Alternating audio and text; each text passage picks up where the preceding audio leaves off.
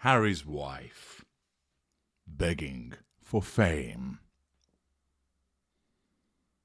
As regular watchers of my work, you know that where a narcissist seeks fame, what they're really doing is being driven by their subconscious narcissism, or where they're an aware narcissist, they know full well what they're doing, that they're seeking to control people through that fame,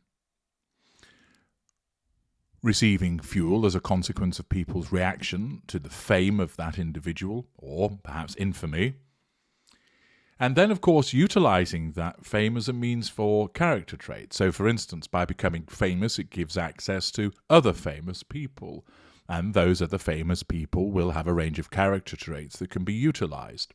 And also, fame provides other residual benefits. It can lead to the creation of money, access to networks, the management of a facade.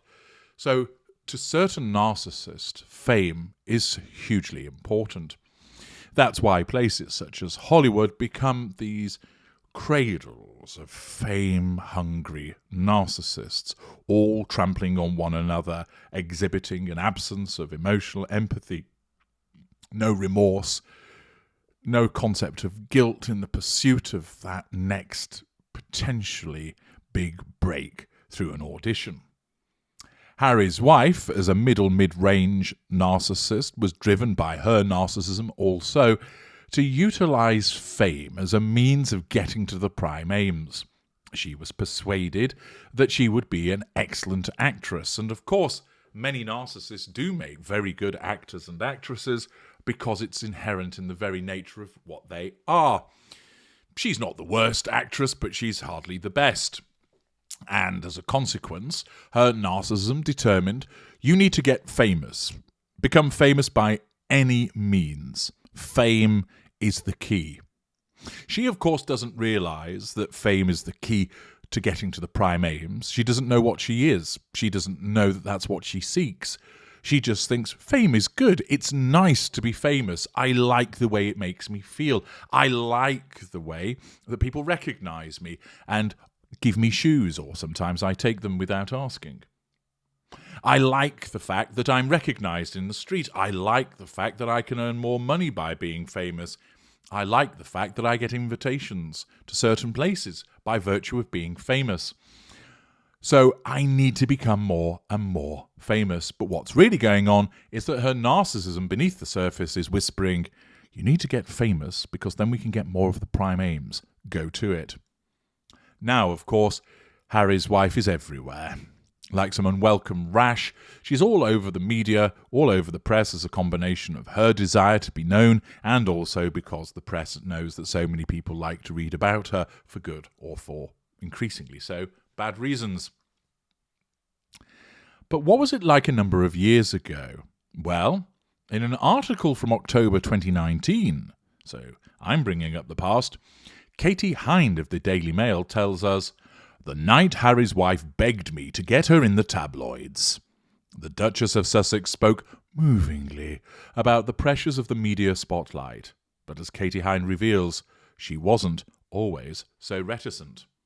And we know that the absence of the reticence is driven by her narcissism and its desire to propel her forward towards fame for the purposes of getting hold of those prime aims. Watching the Duchess of Sussex cut such a wounded figure as she spoke on TV last weekend, and at the time Katie Hind is making reference, I think, to the Bradby interview in Africa, "Nobody asked me if I was okay," with her eyes wide and brimming with tears, pity play, made me recall an event spent in her company at a rooftop bar in London. At the time, Harry's wife-to-be was largely unknown outside the US, despite her starring role in the American TV drama Suits. Keen to make a name in Britain, her UK publicist had all but begged me, then a showbiz journalist for a red-top newspaper, to meet the actress for a drink. To be honest, I'd never heard of Harry's wife-to-be or Suits, but reluctantly agreed, even though I'd rather been looking forward to putting my feet up in front of the television. But here I was, on a windswept November night in 2013, sharing a bottle of Prosecco with Prince Harry's future wife, both of us shivering beneath an outdoor heater.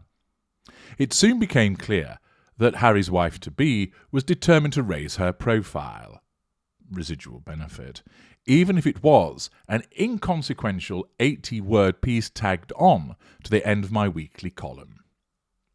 No shame.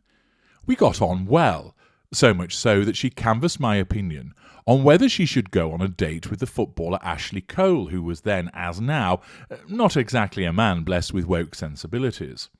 All in all, she seemed grateful that I was helping. We even hugged, assertion of control through physical means. It was with this in mind that I watched her interview with ITV's Tom Bradby last weekend. It might sound difficult to understand, she explained, but the forensic, unrelenting UK media attention came as a surprise. I had no idea, she insisted. Revision of history? Lie. Pity play. She went on to tell Bradby that as an American she, very naively, didn't know about tabloids and didn't get it. Revision of history? Lie. Pity play. Back in 2013, Hind writes, we met at the Sanctum Soho, a 5-star hotel popular with celebrities.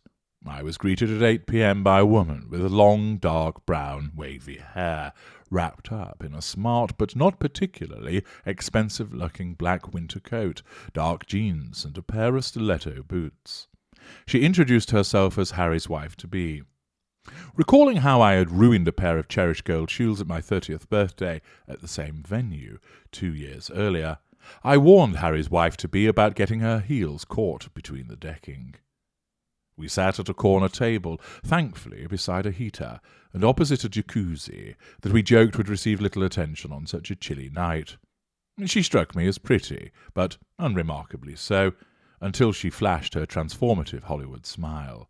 She was softly spoken, kind, and eager to chat.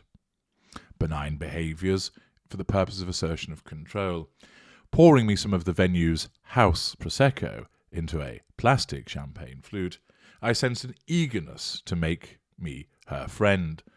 Ensnarement, assertion of control. It wouldn't be unkind to say that my previous work with her UK publicist Neil Ransom had involved some less than stellar celebrities, far more likely to have appeared on reality TV than Hollywood red carpets. During my years as a showbiz journalist, I've been inundated with requests from agents and publicists to meet their new client, all too often a desperado determined to have their 15 minutes of fame. Such meetings are often tiresome. But this client, Harry's wife-to-be, was not for giving up. In order to make that rooftop meeting happen, the persistent Mr. Ransom contacted me several times, and I later learned had similarly pestered every other Fleet Street showbiz reporter. When I was obviously proving reluctant, he eventually resorted to getting a mutual friend, a former journalist-turned-publicist, to give me a nudge. She said we could go together, make a night of it, and promise the Prosecco would flow. Their determination, with or without Harry's wife's encouragement, to get me to a meeting was obvious. At the time, I was the show business editor and columnist for the Sunday People, a newspaper whose circulation and status put me a fair way down the pecking order of British tabloid journalists with whom an American star might wish to ingratiate themselves. But Harry's wife betrayed no hint of feeling shortchanged that night, desperation to be known. Clearly, networking was something at which she excelled. Either she didn't realise she was doing it, or, more likely in my view, she had it down to a fine art. In actual fact, her narcissism was guiding her in this manipulative behaviours. At the time, she just seemed like a normal woman. She wasn't starry, but polite and as interested in me as I was in her. Her narcissism, of course, guiding her to operate with those less haughty behaviours, more benignly at this juncture, because it recognised it needed to work harder to draw this tertiary source in.